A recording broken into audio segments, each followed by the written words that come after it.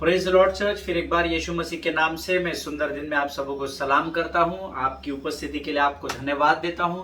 परमेश्वर की स्तुति और परमेश्वर का मैं गुणानुवाद करता हूं, क्योंकि वो लगातार मेरे और आपके जीवन में अपनी उपस्थिति को बढ़ाता चला जा रहा है। हालेलुया। आज ही मैं एक झुंड को सवेरे शाम के समय में प्रचार कर रहा था और मैं उनको उत्पत्ति के परमेश्वर ने जो उत्पत्ति की पुस्तक लिखी है, तो कैसे आकाश और पृथ्वी का निर्माण हुआ और आदम और उसकी सारी बातों के विषय में जब मैं उनको बता रहा था, मुझे कुछ लोगों के फ़ोन कॉल्स आए, कुछ लोगों के मैसेजेस आए और वो मुझे बोल रहे थे कि हमने कई बार इन पुस्तकों का अध्ययन किया पर प्रकाशन हमको ये नहीं मिला जो पहली बार आज हमने सुना है। ये केवल एक ही कारण से होता है प्रियो, वो प्रकाशन इसलिए नहीं मिला है, दिया गया उनको क्योंकि मैं प्रचार कर रहा था, परंतु वो प्रकाशन उनको इसलिए मिला क्योंकि उन्होंने पहली बार वचनों को गंभीरता से लिया। हालेलुया। जब जब आप वचनों में गंभीर रहेंगे, मैं आपको गारंटी देता हूं परमेश्वर यिर्मयाह 33:3 के वचन को आपके जीवन में जरूर पूर्ण करेगा, जिसमें वचन कहता है, मैं तुझे बड़ी बड़ी और कठिन कठिन बातें बताऊंगा जिसे तू अभी नहीं समझता है। हालेलुया। जब जब आप प्रभु के राज्य के प्रति गंभीर रहेंगे, परमेश्वर आपको बड़ी आशीषों से भरेगा, ये मैं आपको वायदा करता हूं। हालेलुया। प्रियो, आज फिर एक बार हम पश्चाताप के विषय में सीखने जा रहे हैं। पिछले कई दिनों से 10-12 दिनों से हम उसका अध्ययन कर रहे हैं और ये मैं इसलिए इतना समय इसमें ले रहा हूं ताकि हम पश्चाताप को बड़ी गंभीरता से स्वीकार कर सके। हालेलुया। वो that was the first commandment which was ये वो पहला कार्य है, आज्ञा तो नहीं कह सकते, पर ये वो पहला कार्य है जो परमेश्वर के विश्वास में बढ़ने से पहले हमें करना जरूरी है। हालेलुया। सबसे पहला कार्य, अगर हम प्रभु को स्वीकार करना चाहते हैं और उसमें बढ़ना चाहते हैं, तो सबसे इंपॉर्टेंट है कि सबसे पहले हम सच्चे मन से पश्चाताप करें, दिखावटी पश्चाताप नहीं। हालेलुया। आज फिर एक बार प्रभु ने कुछ बातों को मेरे हृदय में डाला है जो मैं आपके सामने लेकर आया हूं, लेकिन इससे पहले मैं चाहता हूं कि हम फिर एक बार पवित्र शास्त्र निकालेंगे और उसका यशायाह की पुस्तक, उसका 34 अध्याय और उसका 16 वचन हम पढ़ेंगे। यशायाह की पुस्तक, उसका 34 अध्याय और उसका 16 वचन। The book of Isaiah chapter 34 and verse 16। और मेरा विश्वास है आपके पवित्र शास्त्र आपके सामने रखे हुए हैं। इस वचन को हम मिलकर पढ़ेंगे। यहोवा की पुस्तक से ढूंढ कर पढ़ो, इनमें से एक भी बात बिना पूरी हुए नहीं रहेगी, कोई भी जोड़ा न रहेगा, क्योंकि मैंने अपने मुंह से यह आज्ञा दी है और उसी की आत्मा ने उन्हें इकट्ठा किया है। हालेलुया। परमेश्वर इन पढ़े हुए वचनों पर आशीष दे। प्रियो, पहली लाइन को तो बहुत सारा हाईलाइट कर दो मजबूती से। वचन कहता है यहोवा की पुस्तक से ढूंढ कर पढ़ो। हालेलुया। अंग्रेजी में बहुत सुंदर लिखा है, seek and read from the book of the Lord. Seek and read from the book of the Lord. Amen. ढूंढकर पढ़ने के लिए वचन कहता है। हम सिर्फ वचन पढ़ रहे हैं। हाँ, ये इतना आज हमने हमारे पढ़ने का तरीका क्या है बहुत तेरे लोगों का, प्रभु आज जिस वचन को तूने दिया है प्रभु से मैं पढ़ना चाहता हूँ। पवित्र शास्त्र खोलते, जो भी पन्ना निकला, हाँ आज यह पेज मुझे पढ़ना। That is not the way of reading the word of God. Hallelujah. वचन तो कह रहा है प्रियो, यहोवा की पुस्तक से ढूंढ कर पढ़ो। हालेलुया। अर्थात यहोवा की पुस्तक में खोजो। आपको ढूंढना यानी खोजना होता है। हालेलुया। आपको खोजना पड़ेगा। जब आप उस वचन के प्रति गंभीर रहेंगे, आपके जीवन की कोई भी जरूरत क्यों ना हो, physical, financial, mental, spiritual, sentimental, emotional, किसी भी प्रकार की जरूरत क्यों ना हो प्रियो, जब आप पवित्र शास्त्र में उसके हल को ढूंढेंगे या खोजेंगे, आपकी समस्या, आपकी परेशानी को जब आप पवित्र शास्त्र में ढूंढने लगेंगे कि इससे मैं कैसे नजात पाऊं, मैं आपको गारंटी देता हूं परमेश्वर खातिर से वचन के द्वारा आपके जीवन में बदलाव को लेकर आएगा। हालेलुया। क्योंकि वचन कहता है इनमें से एक भी बात बिना पूरे हुए नहीं रहेगी। इसका अर्थ है, ये वचन इस बात का प्रमाण देता है कि परमेश्वर का वचन अटल है। हालेलुया। उसमें जो लिखा है उसमें से ऐसी कोई भी बात नहीं है जो बिना पूरे हुए इस पृथ्वी पर कार्य करने पाएगी। हालेलुया। प्रभु इन बातों को समझने में आपकी सहायता और मदद करे। आइए इस समय हम अपनी आंखों को बंद करेंगे और हम प्रार्थना करेंगे। Thank you Jesus. खुदावन प्रभु यीशु नासरी के नाम से इस सुंदर और पवित्र दिन के लिए मैं तुझे धन्यवाद देता हूँ राजा। प्रभु परमेश्वर पिता, इस समय तेरी उपस्थिति हमारे मध्य में, ऐसा मैं विश्वास करता हूँ राजा। आने वाले वचनों के लिए लगने वाली, उसे समझने के लिए लगने वाली बुद्धि और ज्ञान से तू हमें भर प्रभु जी। परमेश्वर पिता होने दे, इन वचनों को हम समझ सके और हमारे जीवन के द्वारा ये वचन यीशु की जीवित गवाही बनकर अन्य जातियों तक पहुंच सके राजा। प्रभु परमेश्वर पिता, शैतान की हर एक युक्ति योजनाओं को हम अपने जीवन से खदेड़ते हैं राजा। प्रभु परमेश्वर पिता, यीशु के लहू में हम अपने आप को ढांपते हैं और इस विनती को धन्यवाद और विश्वास के साथ हमारे उद्धारकर्ता जीवित परमेश्वर यीशु नासरी के नाम से मांगते हैं। सुन और बड़ी दया से ग्रहण कर, आमीन। हालेलुया। प्रियो, हम पिछले कई दिनों से रिपेंटेंस के विषय में अध्ययन कर रहे हैं और जितनों ने कल वचन सुना है वो लोग जानते हैं कि कल जो हमने अध्ययन किया वो प्रेरितों के काम उसका 20वां अध्याय, उसके 20, 21 और 22 वचनों को हमने अध्ययन किया था, जो हम सब जानते हैं। और परमेश्वर का धन्यवाद हो, कल अद्भुत बातों से, अद्भुत प्रकाशनों के द्वारा परमेश्वर ने हमसे बातचीत की और आप सभी लोगों ने उसे गंभीरता से सुना, ऐसा मेरा विश्वास है। And when we winded up the word of God yesterday evening, जब हम कल शाम को जब हमने इस वचन को समाप्त किया था, तो आखिरी बात जो मैंने आपको बताई थी कि repentance towards God is absolutely necessary, there is no other option. आमीन। उसका एक ऑप्शन है पश्चाताप का, वो मैं आपको आने वाले दिनों में बताऊंगा, लेकिन जहां तक हमने अध्ययन किया है, repentance towards God is absolutely necessary. इससे पहले आप विश्वास में बढ़े, इससे पहले आप बपतिस्मा ले, इससे पहले आप पवित्र आत्मा का दान ले, ये सब प्राप्त करने से पहले if you need anything that is true repentance. Hallelujah. सच्चा पश्चाताप करना बहुत अधिक जरूरी है, क्योंकि जब आप उसको पश्चाताप को समझकर उसमें बढ़ते हैं तब आप विश्वास को प्राप्त करते हैं, तब विश्वास के बाद आप बपतिस्मा पाते हैं, पवित्र आत्मा का दान पाते हैं, उद्धार पाते हैं और फिर आपका जीवन आगे बढ़ता चला जाता है। हालेलुया। सो प्रियो, पश्चाताप हमारे जीवन में बहुत जरूरी है। जब तक आप पश्चाताप नहीं करेंगे, the true repentance will bring the true faith in your life. आमीन। सच्चा पश्चाताप आपके जीवन में सच्चा विश्वास लेकर आता है, इस बात को ध्यान में रखिएगा। आमीन। फिर कलीसिया को आज सच्चे मन से पश्चाताप करने की बहुत अधिक जरूरत है, ऐसा वचन कहता है। हमने कई लोगों को भावनात्मक तरीके से, इमोशनल बातें बताकर यीशु से लोगों की पहचान करवाते हुए देखा है। ब्रदर, कोई बात नहीं, आपके जीवन में इतनी तकलीफ है, आप सिर्फ यीशु को स्वीकार तो करें। आप जैसे ही उद्धार की प्रार्थना करेंगे, यीशु मसीह आपके जीवन में उतर आएंगे, आपके सारे दुख दर्द, सारी परेशानियां दूर हो जाएगी। और मेरा विश्वास है जो मैं आपको बता रहा हूं आप इससे जरूर सहमत होंगे, है ना, क्योंकि हमने हमारे जीवन काल में ऐसे कई लोगों को देखा है जो इमोशनल, बिना वचन के ज्ञान के, अज्ञानता के द्वारा लोगों को सुसमाचार प्रचार करते हैं। होशे की किताब ऐसे लोगों के लिए कहती है, उसका 4वां अध्याय, उसका 6वां वचन कहता है, मेरे वचन का ज्ञान न होने से मेरी प्रजा नष्ट होती चली जा रही है, which is very danger sign. है ये एक बहुत ही धोखे की घंटी है प्रियो, एक धोखे का चिन्ह है।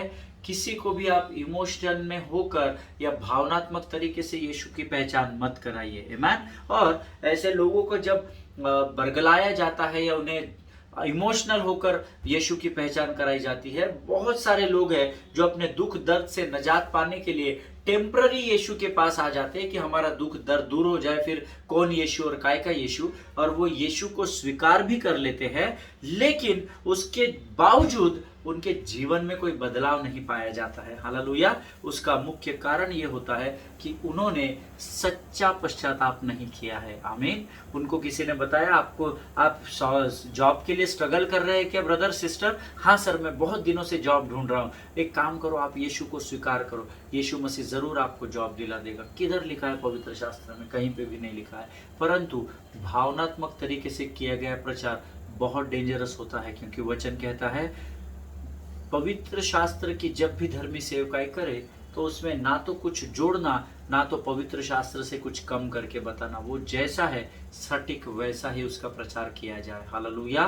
प्रियो, कभी भी किसी को इमोशन में आकर प्रचार नहीं करना, क्योंकि वो यीशु के पास तो आ जाएगा, पर बिकॉज उसने सही रीति से, सच्ची रीति से पश्चाताप नहीं किया है, तो उसका यीशु में आना उसके लिए आशीष का कारण नहीं बन पाएगा, जिसके द्वारा उसको कुछ प्राप्त नहीं हुआ, इसलिए वो बहुत पीछे चला जाएगा, बैकस्लाइड हो जाएगा, फिर पुराने जीवन के लिए पुराने जीवन में चला जाएगा, जिसका न्याय परमेश्वर उस व्यक्ति से लेगा जिसने भावनात्मक तरीके से उसको यीशु में लेकर आया था। इस बात को स्मरण रखना, आमीन। क्योंकि या तो तुमको ठंडा होना है या तो तुमको गर्म होना है। अगर आप गुनगुनेपन में रहेंगे तो आपका न्याय बहुत बड़ा होगा। हालेलुया। जिनके सुनने के कान हो वो सुन ले। You can not become a real Christian without repentance, as simple as that. जब तक आप पश्चाताप नहीं करते, आप सच्चे मसीही नहीं कहलाए जाएंगे, आमीन। और जैसा कि हमने इसके पहले पढ़ा था, प्रेरितों के काम उसका 17 अध्याय उसका 30 वचन कहता है, all people everywhere to repent. हर जगह सब मनुष्यों को मन फिराने की आज्ञा देता है, आमीन। एवरीवेयर ऐसा वर्ड आया, हर जगह हर स्थान में परमेश्वर ने लोगों को मन फिराव की आज्ञा दी हुई है। रिक्वेस्ट नहीं की है, विनती नहीं की है। यीशु मसीह ने हाथ जोड़कर नहीं बोला, अरे बाबा कुछ भी कर, पछतावा कर ले, पश्चाताप कर ले। नहीं नहीं, आज्ञा दी गई। ही कमांड्स ऑल ये पीपल, ऐसा अंग्रेजी अनुवाद में लिखा है उसने अपने सारे लोगों के लिए। इसीलिए ये वचन कहता है all people and everywhere to repent. हर जगह पर, हर स्थान पर पहले पश्चाताप करना है, आमीन। किसी ने मुझे कल इस वचन को लेकर एक प्रश्न किया था, जब मैंने कल इस पर प्रचार किया था कि हर जगह सब मनुष्यों को मन फिराने की जरूरत क्यों है ब्रदर? क्यों हर जगह हर स्थान पर लोगों को मन फिराने की जरूरत है? तो इस प्रश्न का उत्तर मैंने ढूंढा जो हमें यशायाह की पुस्तक में मिलता है या यशायाह की पुस्तक में पाया जाता है। और मैं चाहता हूं आप सब लोग यशायाह की पुस्तक निकाल ले, उसका 53 अध्याय उसका 6वां वचन हम पढ़ेंगे। The book of Isaiah chapter 53 and verse 6 we all read, है ना। हम सब यशायाह की पुस्तक उसका 53 अध्याय और उसका 6वां वचन पढ़ेंगे, जो कहता है, हम तो सब के सब भेड़ों के समान भटक गए थे, हम में से हर एक ने अपना अपना मार्ग लिया और यहोवा ने हम सबों के अधर्म का बोझ उसी पर लाद दिया। आमीन। प्रभु इन पढ़े हुए वचनों पर आशीष दे। इसी वचन को मैं आप लोगों के लिए अंग्रेजी में पढ़ता हूं। All we like sheep have gone astray, we have turned everyone to his own way, and the Lord has said on him the iniquity of us all. Amen. प्रियो वचन कहता है, हम में से हर एक ने अपना अपना मार्ग ले लिया। Amen. हर कोई अपने हिसाब से, अपने तरीके से, अपनी सुविधा के अनुसार जीवन जीने में व्यस्त हो गया। That means it is not necessary that you have murdered someone or you are caught in adultery और you are a liar, या आप झूठ बोलते हैं, या तो फिर आपने किसी बात की चोरी की है। इसका अर्थ ये नहीं है, अपना अपना मार्ग लेने का अर्थ ये नहीं है कि आपने चोरी की है, आपने डाका डाला है, आपने व्यभिचार किया है, आपने चोरी की है, आपने खून किया है। नहीं, इसका अर्थ ये नहीं है। लेकिन हम में से बहुत सारे लोगों ने अपना अपना मार्ग ले लिया। इसका अर्थ है प्रियो कि हमने परमेश्वर के वचनों को, परमेश्वर की उपस्थिति को, परमेश्वर के पवित्र आत्मा को हल्का जाना, उसे इग्नोर किया और उसकी तरफ ध्यान न देते हुए अपनी सुख सुविधाओं के अनुसार हमने अपने अपने जीवन के मार्गों को तैयार कर लिया। हालेलुया। और हम अपने अपने मार्गों में यहाँ वहां जाकर इतने व्यस्त हो गए कि हमने मानो परमेश्वर को ही भुला दिया। हालेलुया। प्रियो, we all have turned to our own way and always remember my way is not God's way. Amen. मेरा मार्ग परमेश्वर का मार्ग नहीं है, परंतु वचन कहता है मार्ग, सत्य और जीवन यीशु मसीह है। इसका अर्थ है यीशु मसीह का मार्ग ही मेरा मार्ग है। हालेलुया। इस बात को हमेशा ध्यान में रखिए। इसीलिए ये वचन कहता है हर एक ने अपना अपना मार्ग ले लिया। हम अपने जीवनों में, अपने जीवन की जरूरतों को पूर्ण करने में इतने व्यस्त हो गए, इतने बिजी हो गए कि हम सबों ने अपने अपने सुविधा के अनुसार अपने अपने मार्गों को पकड़ लिया और इसीलिए भेड़ें भटक गई, ऐसा वचन में लिखा हुआ है। आमीन। और आगे यही वचन में लिखा हुआ है, और यहोवा ने हम सबों के अधर्म का बोझ उसी पर लाद दिया। अब उसी पर यानी किस पर लाद दिया? हम सब जानते हैं हमारे अधर्म का बोझ किसने कलवरी पर उठाया? यीशु नासरी ने उठाया। आमीन। प्रियो, ये अधर्म का बोझ क्या है, ये समझना धर्मी के जीवन के लिए बहुत ही जरूरी है। आमीन। प्रियो, अधर्म का बोझ का अर्थ है रिबेलियसनेस या रिबेलियन, या जिसको हम हिंदी में विद्रोह कह सकते हैं। हमने क्या किया, अधर्म का बोझ का अर्थ होता है परमेश्वर के विरोध में जाकर कार्य करना, जो कि बहुत वर्षों पहले लूसीफर या शैतान ने किया था। हालेलुया, इस बात को हमेशा स्मरण रखना। Lucifer rebel against God, that is what is written in the word of God, है ना। यही परमेश्वर के वचन में लिखा है कि लूसीफर ने परमेश्वर के विरुद्ध क्या किया, विद्रोह किया था। उसने उसकी बात को नहीं माना। आमीन। और हम भी वही कर रहे हैं, या वही करते थे, या वही करते रहेंगे। इसीलिए परमेश्वर ने अधर्म के बोझ को, यहोवा परमेश्वर ने यीशु मसीह पर लाद दिया, ताकि हम अधर्म से दूर होकर धर्म के मार्ग पर चल सके। आमीन। प्रियो, शैतान ने भी वही काम किया, और अगर आज आप वही काम कर रहे हैं तो अपने आप को जांच ले। आमीन। अगर आज आपने सच्चे मन से पश्चाताप नहीं किया है तो नाउ गॉड कमांड्स, ऐसा हमने कल अध्ययन किया था। अभी इसी वक्त परमेश्वर आपको यह आज्ञा दे रहा है कि आप अपने जीवन के पापों से तौबा कर ले, या सच्चे मन से पश्चाताप कर ले। Hallelujah. It is like, see, I will tell you in a very simple words what is rebelliousness, or what is rebellion, or what is rebel. Rebel is nothing, it's like putting ourselves ahead of God. Rebel करना, इसका अर्थ है कि अपने आप को, अपने स्थान को परमेश्वर से आगे रखना, परमेश्वर को पीछे डाल देना और रेस में हम आगे निकल जाना, इसको कहते हैं रिबेलियसनेस। और इसीलिए क्योंकि हमने परमेश्वर से आगे निकलने का प्रयत्न किया, इसीलिए हम अपने अपने मार्ग को पकड़ चुके हैं, ऐसा यशायाह की पुस्तक में लिखा है। क्योंकि हमने परमेश्वर से आगे निकलकर अपने आप को अधिक बुद्धिमान और नीतिमान समझ लिया। आमीन। Same way Lucifer also did, Lucifer ने भी वैसे ही किया। उसने अपने आप को परमेश्वर के तुल्य करने को जाना, और इसीलिए परमेश्वर ने उसे स्वर्ग से बाहर कर दिया, ऐसा वचन कहता है। आमीन। अगर आज आप रेस में परमेश्वर के बराबर या उससे आगे निकलने की कोशिश करेंगे तो शायद आप स्वर्ग के भागी नहीं होने पाएंगे। आमीन। प्रियो, इसीलिए क्योंकि हम सब ने अपना अपना मार्ग पकड़ लिया है, प्रभु चाहता है कि हर जगह सब मनुष्य अपने मन को फेर कर प्रभु की ओर घूम जाए। हालेलुया। इसीलिए ये वचन जो मैंने अभी आपके लिए पढ़ा था, वो कहता है हर जगह सब मनुष्यों को मन फिराने की आवश्यकता है। हालेलुया। यह मन फिराने के लिए परमेश्वर आज्ञा देता है। क्यों? क्योंकि हम परमेश्वर के आगे निकल गए हैं जीवन की दौड़ में। इसीलिए प्रभु चाहता है कि जो जो अपने मार्ग में अलग अलग हो गए हैं, वे हर स्थान पर, हर जगह जहां जहां आप अलग हुए हैं, अपने मन को 180 डिग्री घुमाइए। आप जो इस रास्ते चल रहे थे, परमेश्वर आपके पीछे था, अपने मुख को 180 डिग्री घुमाकर परमेश्वर की ओर फेस टू फेस आपको आना है, और यहाँ पर आकर आपको नम्रता और दीनता के साथ पश्चाताप करना है। हालेलुया। जिनके सुनने के कान हो वो सुन ले कि प्रभु क्या कहना चाहता है।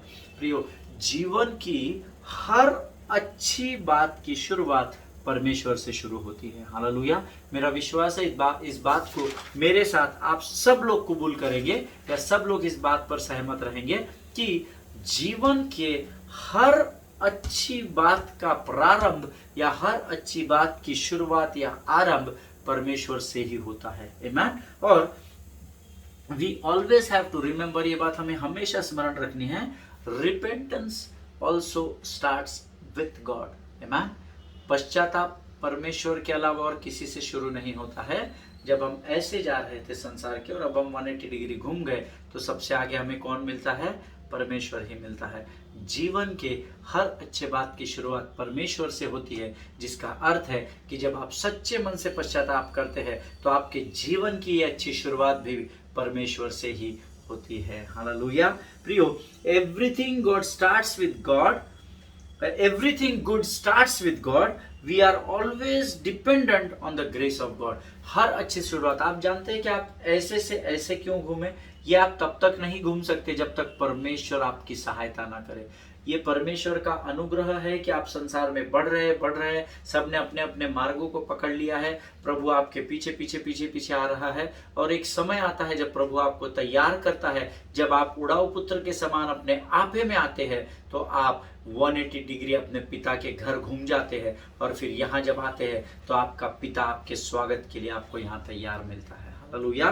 प्रियो, भजन संहिता इस विषय में बहुत अच्छे तरीके से सिखाती है। जब मैं इस पर मनन कर रहा था, मैं जब कुछ सरमन्स को, कुछ संदेशों को सुन रहा था, फिर जब प्रभु के साथ प्रार्थना में बैठा, बहुत सारी अद्भुत बातें प्रभु ने मुझे बताई। मैं चाहता हूँ इस समय हम भजन संहिता उसका 80 अध्याय उसका 3रा वचन निकालेंगे।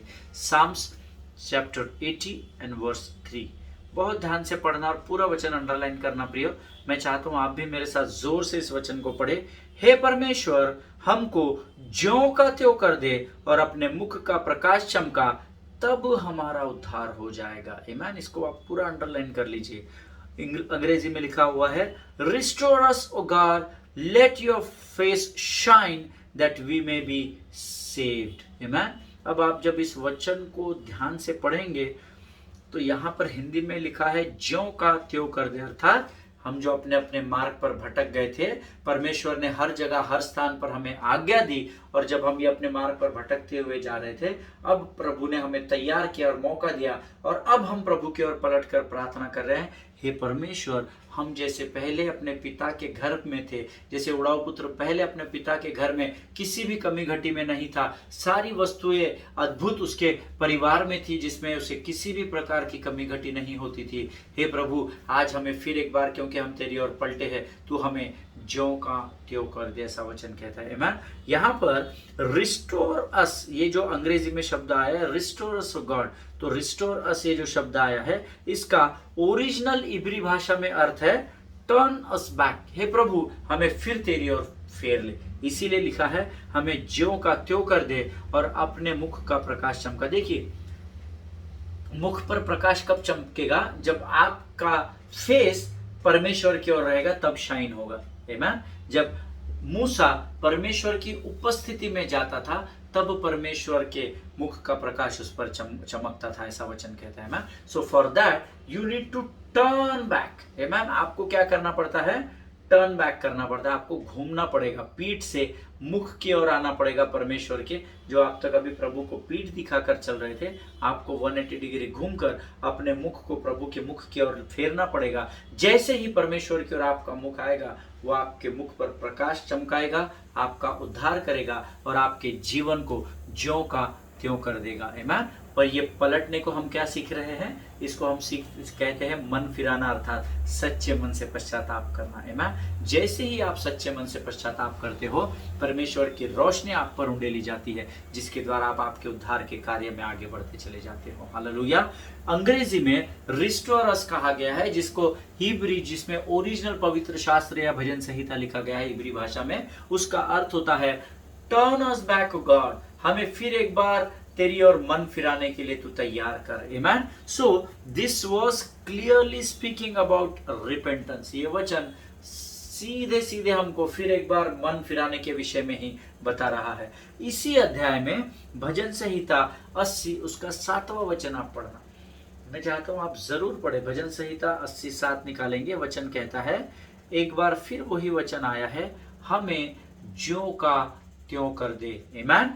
भजन 80 उसका 19 वचन आप निकालेंगे।